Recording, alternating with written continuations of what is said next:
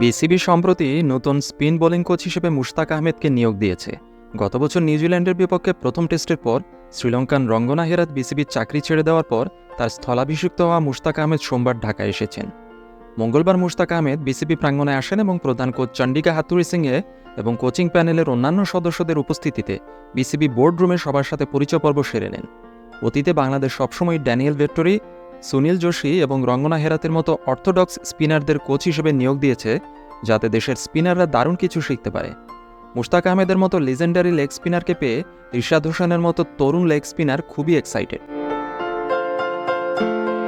রিশাদ হোসেন কি বলছেন?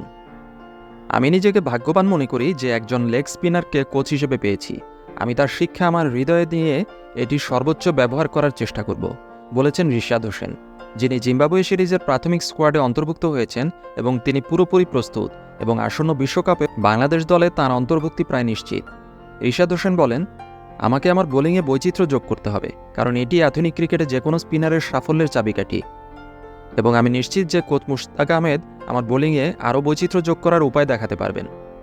রিশাদ আরও বলেন, তিনি একজন অভিজ্ঞ মানুষ এবং আমি যা জানতে চাই তা হলো খেলার বিভিন্ন সিচুয়েশনে আমি কিভাবে উইকেট নিতে পারি, যেমন বিভিন্ন পরিস্থিতিতে বোলিং করার সময় আমার কী ধরনের মানসিকতা থাকা উচিত। আমি জানতে চাই যে ব্যাটারকে কিভাবে রিড করতে হয় এবং বিভিন্ন ধরনের ব্যাটারদের বিরুদ্ধে আমার পরিকল্পনা কী হওয়া উচিত, এবং তিনি একজন কিংবদন্তি ক্রিকেটার হওয়ায় আমি নিশ্চিত যে তিনি আমাকে এই বিষয়ে গাইড করতে পারবেন, বলছিলেন রিশাদ হোসেন। মুশতাক আহমেদ কি বলছেন? মুশতাক আহমেদ বলেন, এটি খুবই চ্যালেঞ্জিং। কোচিং দক্ষতার দৃষ্টিকোণ থেকে এটি বিশ্বের বাকি অংশের থেকে সম্পূর্ণ আলাদা। বাংলাদেশ একটি সম্পূর্ণ নতুন প্রেক্ষাপট। আপনাকে এখানে খাপ খাওয়াতে হবে এবং প্রোঅ্যাক্টিভ হতে হবে। আপনাকে এখানে মূলত ক্রিকেটটাকে বুঝতে হবে। এটি সবসময় একটি দুর্দান্ত অভিজ্ঞতা। আপনাকে সৎ থাকতে হবে। একজন কোচ এবং খেলোয়াড় হিসেবে আপনাকে সঠিক হতে হবে। মঙ্গলবার বিসিবির অফিসিয়াল ফেসবুক পেজে পোস্ট করা ভিডিওতে মুশতাক আহমেদকে বিভিন্ন বিষয় নিয়ে তার ভাবনা প্রকাশ করতে দেখা গেছে। তিনি বলেন, আমাকে একজন কোচ হিসেবে বিশ্বাস করতে হবে যে আমি পারব। আমি এখানে স্পিন বিভাগে পার্থক্য গড়ে দিতে এসেছি এবং আমি বিশ্বাস করি আমি পার্থক্য গড়ে দিতে পারব। আমি মনে করি আমি আমার জ্ঞান তরুণদের এবং সিনিয়র খেলোয়াড়দের সাথে ভাগ করে নিতে পারব। আশা করি আমরা একটি পার্থক্য তৈরি করতে পারব। আমি বিশ্বাস করি আপনি শুধুমাত্র সেই দলগুলোকে কোচিং করাতে পারবেন যারা কোচের কাছ থেকে শিখতে চায়। এখানে তরুণরা খুবই প্রতিভাবান ক্রিকেটার, তাই আমরা আমাদের অভিজ্ঞতাকে তাদের মাঝে ছড়িয়ে দিতে পারি। আমি বিশ্বাস করি তারা খুব প্রতিভাবান দল, যারা যে কোনো দলকে চ্যালেঞ্জ করতে পারে।